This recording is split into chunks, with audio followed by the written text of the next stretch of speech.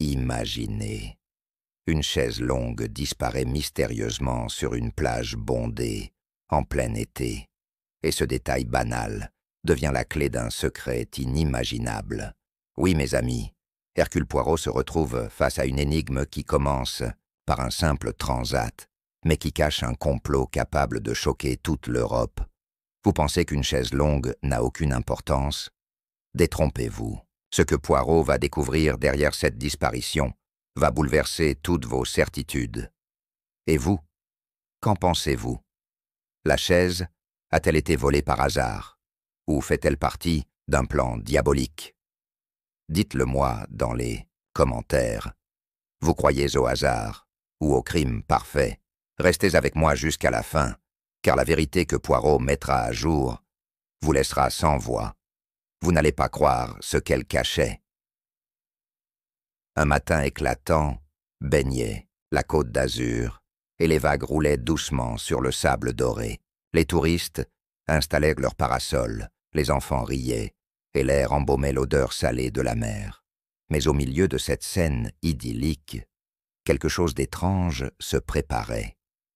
Sous son chapeau blanc, Hercule Poirot observait avec ses petits yeux malicieux. Il était venu ici pour se reposer, profiter du soleil, et peut-être déguster un café bien chaud en écoutant le murmure des vagues. Mais le destin en avait décidé autrement. À quelques mètres de lui, une chaise longue restait vide, pas n'importe laquelle.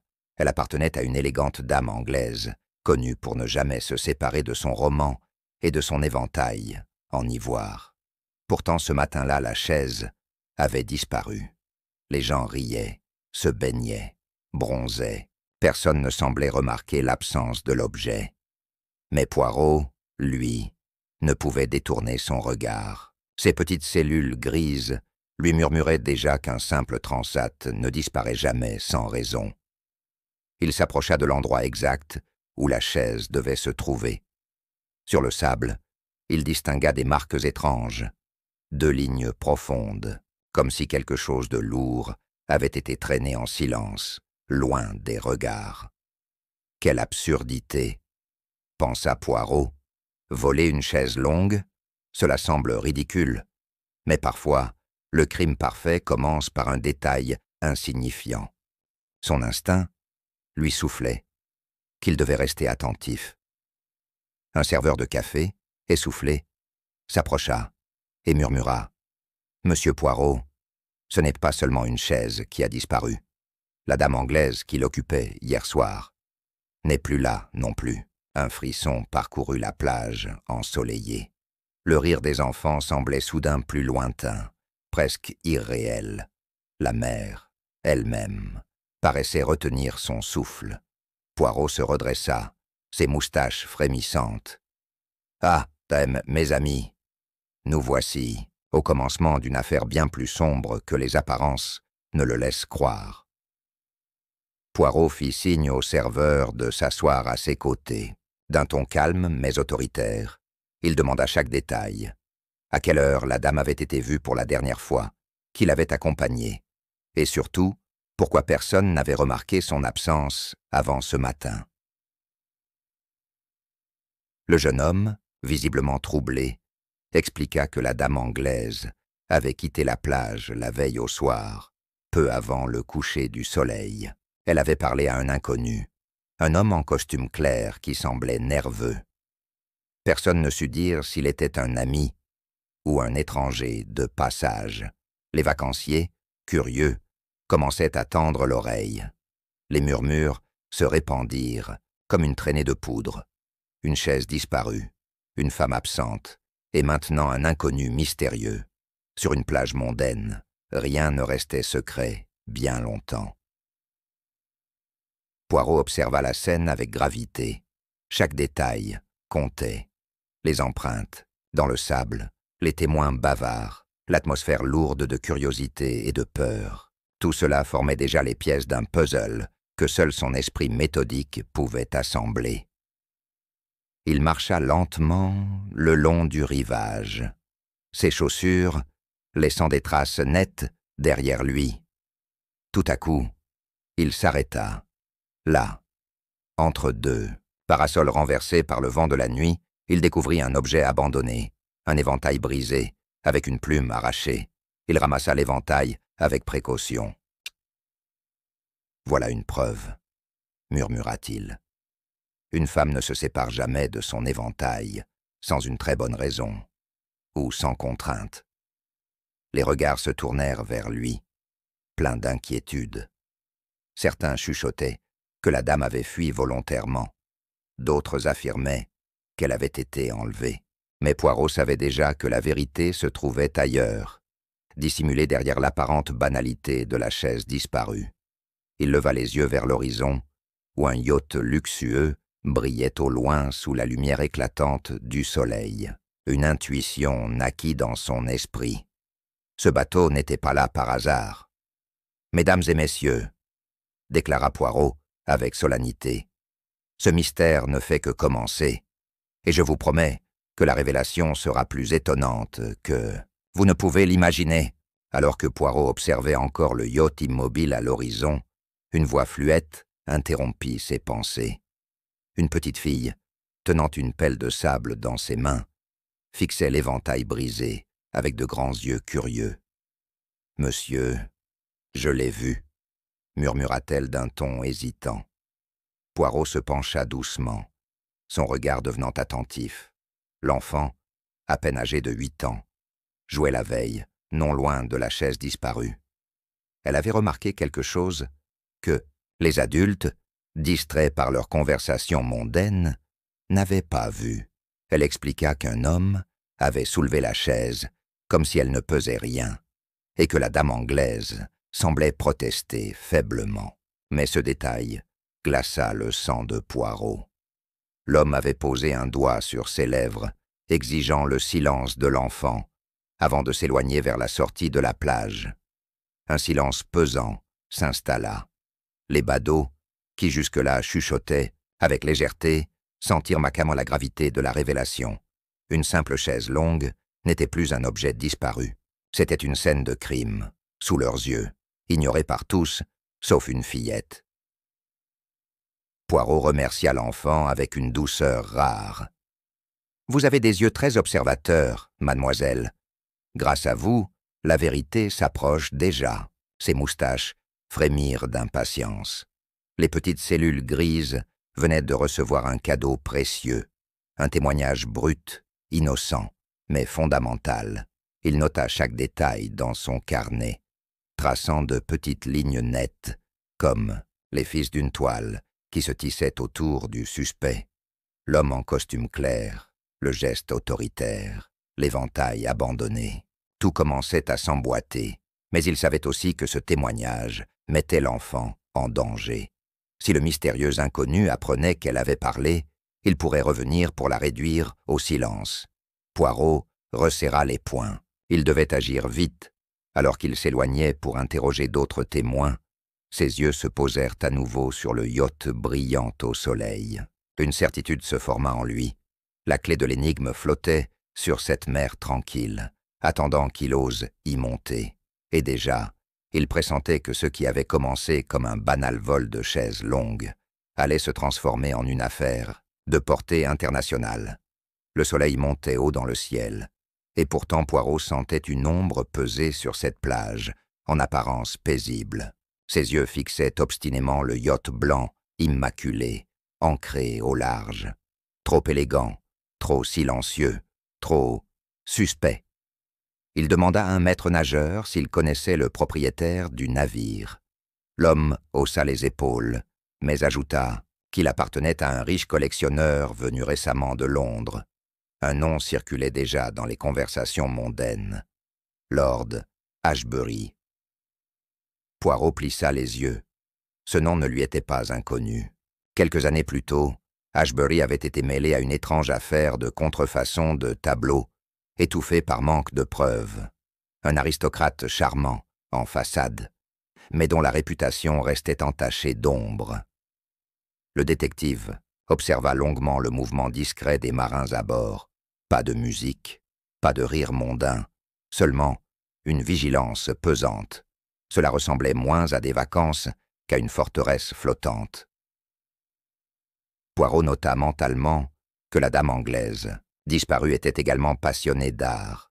Avait-elle croisé Ashbury par hasard, ou cherchait-elle à le confronter au sujet de ses mystérieuses affaires? Alors qu'il réfléchissait, un homme brun, à l'allure sèche, l'interpella. « Monsieur Poirot, dit-il d'une voix grave, je crois que vous devriez voir ceci. » Dans sa main, un petit mouchoir brodé, trouvé à quelques mètres de la plage. Les initiales gravées en fil doré correspondaient exactement au nom de la dame disparue. Le cœur de Poirot battit plus vite. Les indices s'accumulaient, tous convergeant vers la même direction. Mais chaque pièce du puzzle semblait volontairement laissée comme un piège, comme si quelqu'un voulait qu'il suive une piste bien précise. Il serra le mouchoir entre ses doigts. « Très bien, » murmura-t-il. « Si Lord Ashbury veut jouer, Hercule Poirot accepte la partie, mais c'est moi qui dicterai les règles. » Et déjà, il savait que la vérité l'attendait là-bas, sur ce yacht étincelant, au milieu des eaux bleues de la Méditerranée. Une vérité qui, il en était certain, allait choquer bien plus qu'une simple disparition mondaine. Alors que Poirot réfléchissait à la meilleure manière d'approcher le yacht, un messager vêtu de blanc s'avança vers lui. Il portait une enveloppe scellée d'un cachet rouge, ornée d'un blason aristocratique. « Pour Monsieur Hercule Poirot », annonça-t-il d'une voix neutre. Poirot brisa le sceau avec précaution. À l'intérieur, une lettre calligraphiée l'invitait à dîner ce soir même, à bord du yacht Emeraude. L'invitation était signée de la main de Lord Ashbury lui-même. Ce dernier affirmait avoir entendu parler de la curiosité du détective et souhaitait lui démontrer qu'il n'avait rien à cacher. Un sourire ironique se dessina sur les lèvres de Poirot. « Ah, voilà qui est intéressant.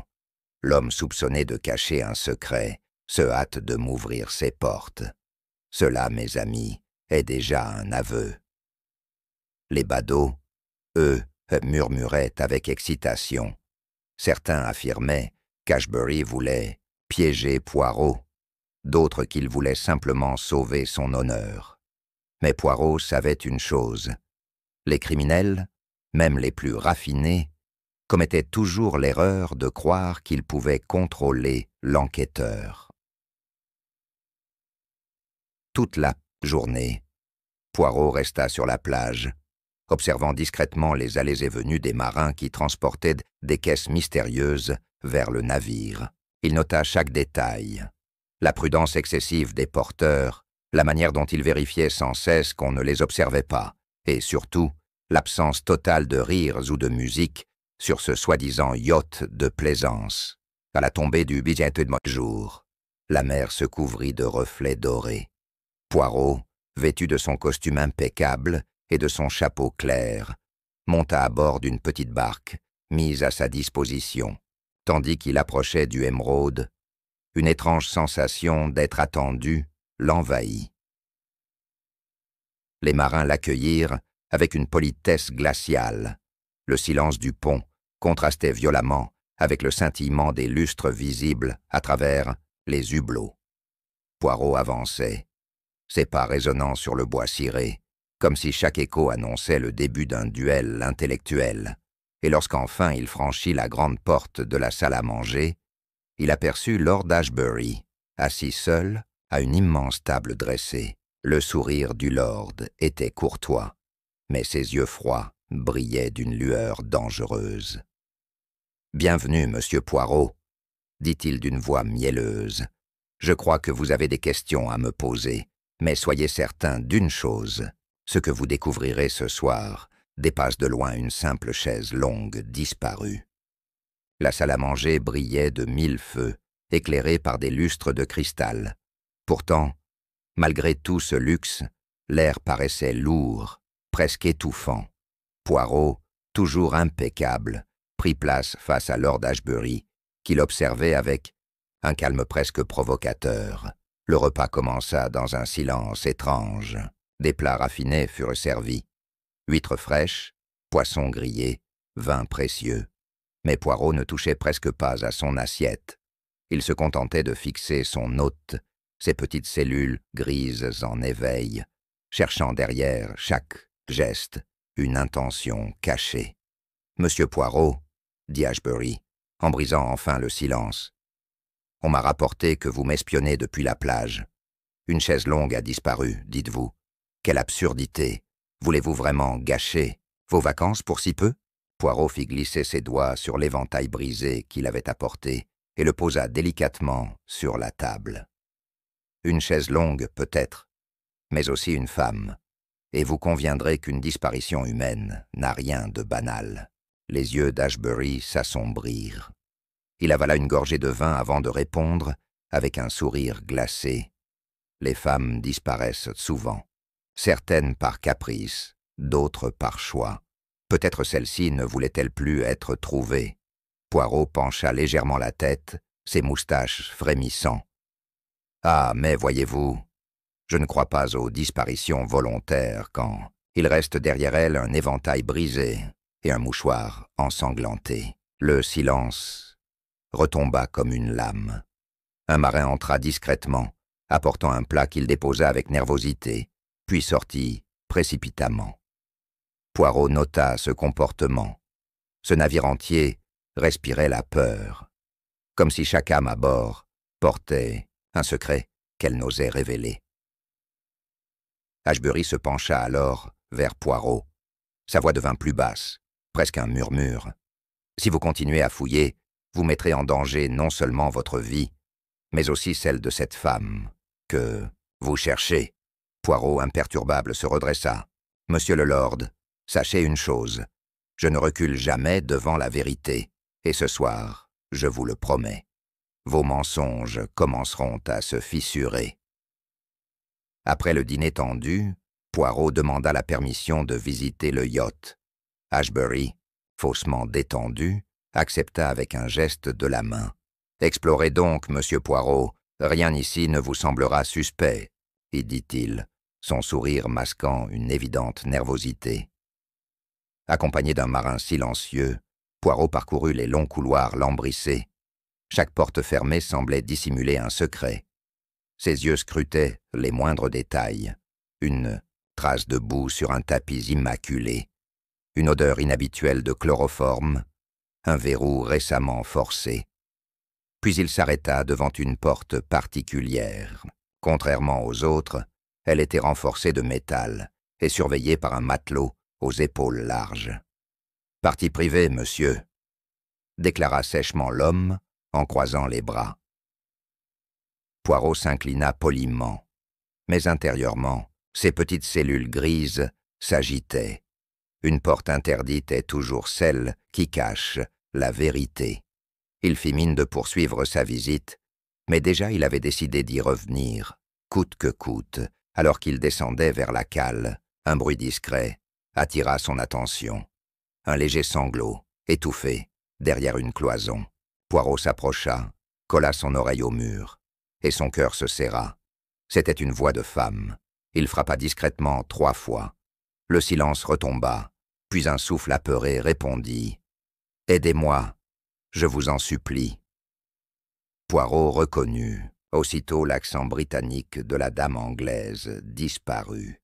Elle était là, prisonnière dans ce navire. Le marin qui l'accompagnait tenta de le détourner, mais Poirot fixa l'homme avec une intensité glaciale. « Vous ne me ferez pas croire qu'il n'y a rien derrière ces cloisons. Sachez que je découvre toujours ce qu'on veut cacher. » Il sortit son carnet, nota chaque détail de l'emplacement et reprit sa visite, l'air calme, mais l'esprit en ébullition. Désormais, il n'avait plus de doute. Le mystère de la chaise longue disparue était directement lié à cet emprisonnement secret. Et il savait qu'il n'avait que peu de temps pour agir, car chaque minute passée à bord rapprochait la dame d'un destin dont Ashbury seul connaissait l'issue. De retour sur le pont, Poirot inspira profondément l'air marin. Ses moustaches frémissaient, le mystère se resserrait, et avec lui, le danger. Il savait désormais que la dame anglaise était retenue prisonnière à bord, Mais il ignorait encore pourquoi. Il passa la soirée à observer chaque membre de l'équipage. Les marins évitaient son regard, baissaient les yeux dès qu'il s'approchait. Poirot nota leurs gestes mécaniques, leur obéissance aveugle à Ashbury. Cet homme régnait sur son yacht comme un roi sur son royaume. Mais même les rois commettent des erreurs. À plusieurs reprises, Poirot remarqua un détail troublant. Un marin glissait discrètement un trousseau de clés dans la poche de son veston, comme pour s'assurer d'un accès rapide à la fameuse porte interdite. Poirot décida d'agir avec ruse. Plutôt que d'affronter Ashbury de front, il utiliserait son intelligence pour pénétrer discrètement dans la partie interdite du navire. Ses petites cellules grises lui dictaient déjà un plan. Au petit matin, alors que le yacht baignait dans un silence presque irréel, Poirot s'approcha d'un jeune matelot qui semblait moins endurci que les autres. Il engagea la conversation avec douceur, parlant de la mer, du vent, des familles laissées au port. Peu à peu, le garçon se détendit, puis d'une voix basse, Poirot glissa. « Je sais qu'une femme est enfermée à bord. Voulez-vous vraiment porter sur votre conscience un crime que vous n'avez pas commis ?» Le jeune homme pâlit et détourna le regard, mais son silence équivalait déjà à un aveu. Ce fut l'instant décisif. Poirot sut qu'il avait trouvé une fissure dans l'armure du yacht. Un allié involontaire, une faiblesse dans la chaîne d'obéissance aveugle à Ashbury. Il retourna dans sa cabine et prépara soigneusement ses notes. Le plan était simple. Gagner la confiance du jeune marin, obtenir discrètement le trousseau de clés et libérer la dame au moment où Ashbury se croirait le plus en sécurité. La vérité est une chaise invisible, pensa Poirot en souriant. Il suffit de s'asseoir dessus pour voir qui tombe. Et déjà, il se voyait franchir cette porte interdite, prêt à confronter l'ombre qui se cachait derrière. La nuit enveloppa le yacht d'un voile de silence. Seules les vagues, heurtant doucement la coque, troublaient l'obscurité. Poirot, vêtu de son costume clair mais discret, sortit de sa cabine avec la précision d'un horloger. Chaque pas devait être calculé, chaque respiration mesurée. Le jeune marin, celui qui l'avait sondé la veille, l'attendait à l'ombre d'un couloir.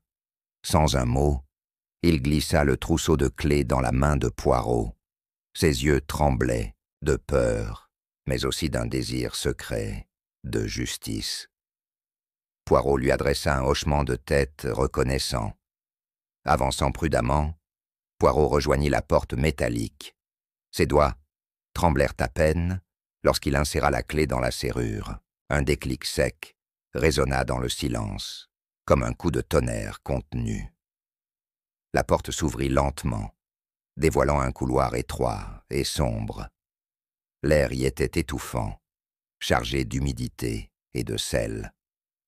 Au bout, une petite pièce éclairée par une lampe à pétrole laissait entrevoir une silhouette assise sur une chaise. C'était la dame anglaise. Ses poignets étaient attachés, ses yeux emplis de terreur. Lorsqu'elle aperçut Poirot, une lueur d'espoir illumina son visage. « Vous êtes venu » murmura-t-elle, la voix brisée. Poirot s'approcha et coupa ses liens avec un couteau abandonné sur une table. « Chut, madame » dit-il d'un ton ferme mais rassurant. « Nous allons sortir d'ici, mais il faut garder le silence absolu. » Elle hocha la tête, les larmes roulant sur ses joues. Son corps tremblait, mais elle trouva la force de se lever. Poirot lui prit le bras pour la soutenir, et ensemble, ils firent demi-tour vers la porte. Soudain, un bruit sourd retentit derrière eux. Des pas lourds s'approchaient. La silhouette massive d'un marin surgit dans le couloir, une lampe à la main, son visage déformé par la colère. Poirot comprit que le moment de vérité était arrivé. S'ils étaient découverts maintenant, toute chance de s'échapper s'évanouirait. Ses moustaches frémirent. Il fallait improviser, et vite. Le marin barra le passage, son ombre gigantesque, emplissant le couloir étroit. La lampe qu'il tenait projetait des éclats mouvants sur ses traits durs, rendant son visage presque monstrueux. Poirot sentit la dame anglaise se figer de terreur derrière lui. « Personne ne sort d'ici », grogna l'homme, sa voix grondant comme un tonnerre. Sa main serra une matraque improvisée, prête à frapper. Poirot leva les mains avec calme, ses moustaches frémissantes. « Mon cher ami, réfléchissez bien. Un crime laisse toujours des traces, et la justice finit toujours par rattraper ceux qui croient pouvoir l'éviter. » Mais le marin, endoctriné par la peur de Lord Ashbury, ne céda pas. Il avança d'un pas menaçant, la lumière de la lampe révélant des gouttes de sueur sur son front. L'homme était partagé entre l'obéissance et la panique. Alors Poirot eut une idée. Il glissa discrètement sa main dans sa poche et lança un petit objet brillant au sol, la clé qu'il avait utilisée pour ouvrir la porte. Le métal tinta dans l'obscurité, attirant l'attention du marin. Profitant de la diversion, Poirot poussa brusquement la dame anglaise sur le côté et fit tomber la lampe des mains de l'homme. Le couloir s'illumina d'une flamme soudaine, plongeant le marin dans la confusion. Dans l'agitation, le jeune matelot allié de Poirot surgit par derrière. Il attrapa le bras du colosse et cria « Courez !» Les deux hommes luttèrent violemment, leur corps heurtant les parois du navire. Poirot, tenant fermement la dame par la main, la guida à travers le chaos. Leurs pas résonnaient comme des coups de tambour dans le couloir métallique. Le danger était partout, mais la liberté semblait enfin à portée.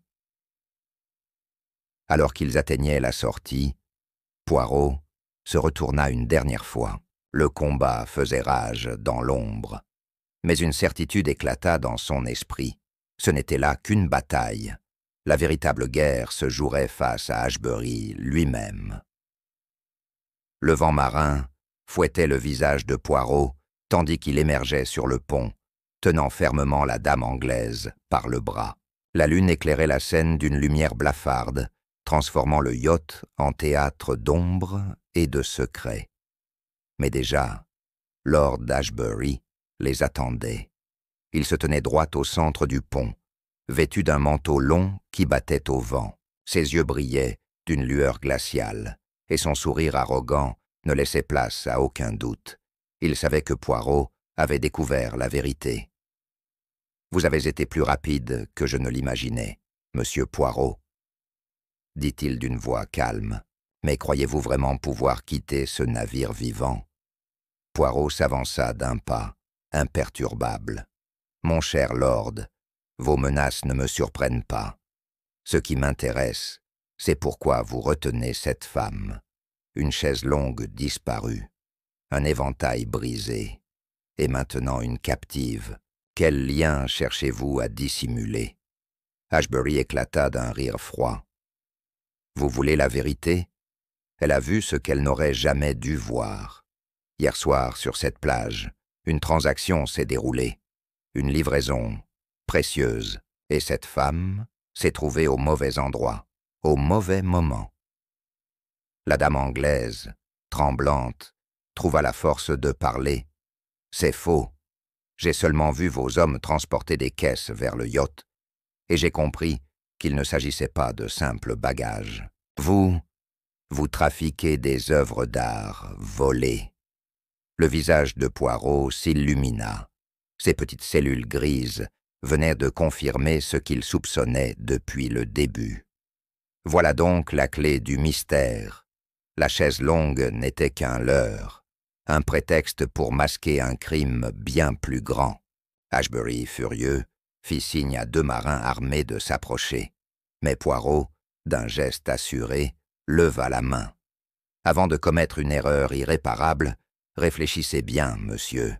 La police de la Côte d'Azur a déjà été prévenue. Si je ne reviens pas avant l'aube, vos cargaisons seront saisies. » Le silence tomba comme une chape de plomb. Les marins échangèrent des regards hésitants, leur certitude vacillant. Pour la première fois, le pouvoir de Lord Ashbury semblait vaciller face à l'autorité implacable d'Hercule Poirot. Le vent se fit plus fort, faisant claquer les voiles du yacht comme des tambours de guerre. Ashbury fixait Poirot, ses yeux lançant des éclairs de colère, mais derrière lui, ses marins hésitaient. Leur loyauté vacillait, minée par la certitude qu'ils pourraient être sacrifiés à tout instant. Poirot, implacable, avança d'un pas. « Mon cher lord, il est temps de cesser vos mensonges. Les caisses que vous transportez contiennent des toiles disparues lors du pillage de musées londoniens. Je le sais, et madame, ici présente, en est témoin. » Un murmure parcourut l'équipage. Les hommes se regardaient avec inquiétude. Ashbury serra les poings, puis soudain, éclata. « Très bien. Oui, j'ai repris ce qui m'appartenait. Ces œuvres n'ont pas leur place derrière des vitres. » Froide, elle m'était destinée. Sa voix résonnait comme un aveu d'orgueil démesuré. Poirot inclina légèrement la tête, ses moustaches frémissant de satisfaction. « Ainsi, vous confessez devant vos hommes. Et croyez-moi, aucun d'eux n'oubliera vos paroles. » Le visage d'Ashbury se crispa. Il se tourna vers ses marins, mais vit dans leur regard plus de peur que d'obéissance. L'un d'eux lâcha même sa corde, comme pour signifier qu'il refusait d'aller plus loin. La dame anglaise, encore tremblante, trouva du courage. « Vous avez voulu me réduire au silence, mais maintenant, tout le monde sait la vérité. » Sa voix résonna dans l'air salin, ferme, malgré sa fragilité. Ashbury recula d'un pas, déstabilisé. Lui qui contrôlait tout, voyait son pouvoir se fissurer. Poirot en profita pour appuyer davantage. « Mes amis, souvenez-vous, un capitaine qui ment trahit toujours son équipage. Si vous continuez à le suivre, vous sombrerez avec lui. » Un silence tendu régna. Puis, lentement, plusieurs marins abaissèrent les armes qu'ils tenaient. Ashbury, furieux, les traita de lâches, mais sa voix résonnait déjà comme celle d'un homme acculé. Poirot le savait. La partie touchait à sa fin. Mais il restait encore à dévoiler toute l'ampleur du complot, et surtout à découvrir qui se cachait derrière Lord Ashbury, car un tel trafic ne pouvait être l'œuvre d'un seul homme. Alors qu'Ashbury fulminait au centre du pont, Poirot leva calmement la main pour imposer le silence. Ses yeux brillaient d'une certitude tranquille, comme s'il venait de percer le dernier voile du mystère. « Lord Ashbury n'est pas le cerveau de cette affaire », déclara-t-il d'une voix forte. « Non, il n'est qu'un maillon dans une chaîne bien plus vaste. Derrière lui se cache un complice, quelqu'un qui tire les ficelles depuis l'ombre. » Les marins, fascinés, se rapprochèrent pour écouter. Même la dame anglaise retenait son souffle, les yeux rivés sur Poirot. Ashbury tenta de protester, mais sa voix se brisa sous la puissance des mots du détective. Poirot poursuivit. Les caisses d'art volées ne pouvaient quitter Londres sans l'aide d'un fonctionnaire corrompu. Quelqu'un qui contrôle l'Etna douane et détourne les regards au bon moment. Cet homme existe, et il vous a utilisé, Lord Ashbury, comme une vitrine. Un frisson parcourut l'équipage. L'un d'eux osa demander « Mais qui ?» Poirot laissa un silence théâtral s'installer, puis sortit de sa poche une lettre froissée, trouvée plus tôt dans la cabine de la dame. « Voici la preuve, » dit-il en brandissant le document. Une correspondance secrète entre Ashbury et un haut fonctionnaire britannique, Sir Reginald Whitmore. C'est lui, le véritable maître de ce trafic. Les visages s'assombrirent. Whitmore était un nom connu, un homme respecté, intouchable. Mais si Poirot le disait, alors le masque venait de tomber. Ashbury hurla. Il m'avait promis protection. Il m'avait juré que jamais personne ne découvrirait la vérité. Ces mots résonnèrent comme une condamnation définitive. Poirot, imperturbable, conclut. Voilà le drame de tous les criminels, monsieur le lord. Il croit toujours pouvoir se cacher derrière des puissants. Mais la vérité, elle, n'a besoin que d'une chaise longue disparue pour tout révéler. Ashbury, acculé, recula jusqu'au bastingage. Le vent faisait claquer son manteau comme les ailes d'un corbeau, et ses yeux brûlaient d'une rage désespérée.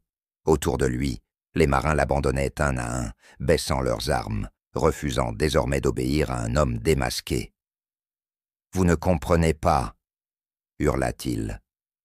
Tout cela n'était qu'une question d'honneur. Ces tableaux m'appartenaient, ils m'avaient été volés, sa voix résonnait. Mais ces paroles n'étaient ici plus que des justifications vides. Poirot s'avança lentement, ses moustaches frémissant sous la brise marine. « Non, monsieur le lord, rien ne justifie le crime. Vous avez choisi la cupidité plutôt que l'honneur, la tromperie plutôt que la vérité. » La dame anglaise, soutenue par un marin, lança d'une voix ferme. « Vous m'auriez laissé mourir dans l'ombre, tout ça pour cacher vos trafics. Vous n'êtes pas un lord, seulement un voleur. » Ashbury blêmit. Ses mains s'agrippèrent au bois du bastingage, comme s'il cherchait un dernier soutien. Mais le regard froid et implacable de Poirot le transperçait, réduisant à néant ses ultimes mensonges. Un silence lourd s'abattit sur le pont.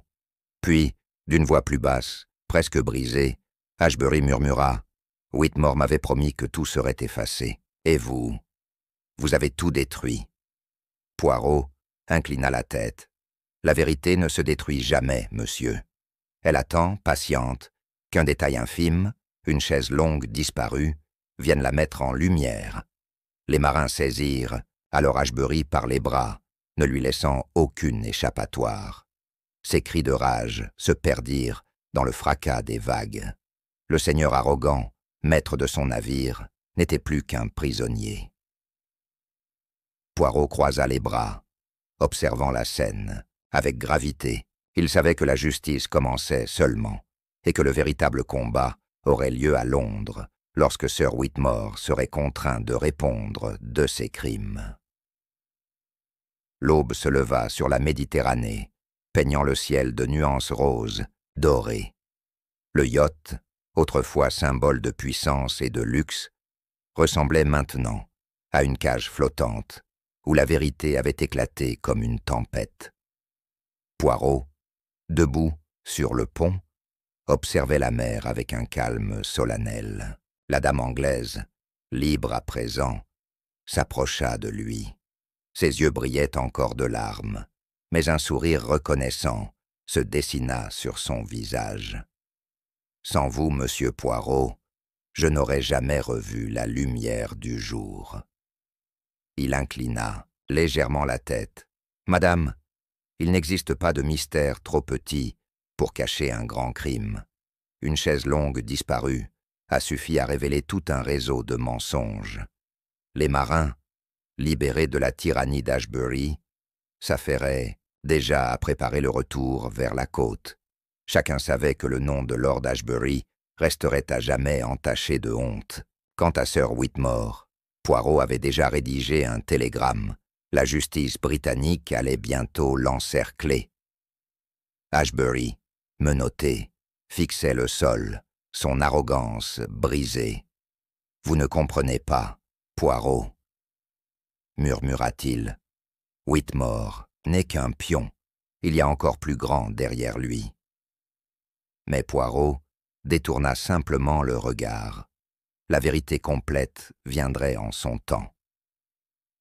Alors que le soleil s'élevait, Poirot s'assit calmement sur une chaise longue, restée vide sur le pont. Un sourire discret apparut sous ses moustaches. « Enfin, une chaise qui ne disparaît pas, » pensa-t-il, savourant l'ironie. La dame anglaise éclata d'un rire nerveux, puis plus franc. Ce rire, résonnant sur les flots, était le signe que la peur avait perdu son emprise. Poirot leva les yeux vers la caméra invisible du destin. « Et vous, mes amis, qu'en pensez-vous? Ashbury était-il coupable par cupidité ou manipulé par un complot plus vaste? Dites-le moi dans les commentaires, car souvenez-vous, la vérité se cache parfois dans les détails les plus banals. Et tandis que le navire rentrait au port, une certitude éclata dans le cœur des spectateurs. Cette enquête, née d'une chaise longue disparue, avait ouvert la porte sur un mystère bien plus vaste, dont la suite restait encore à écrire.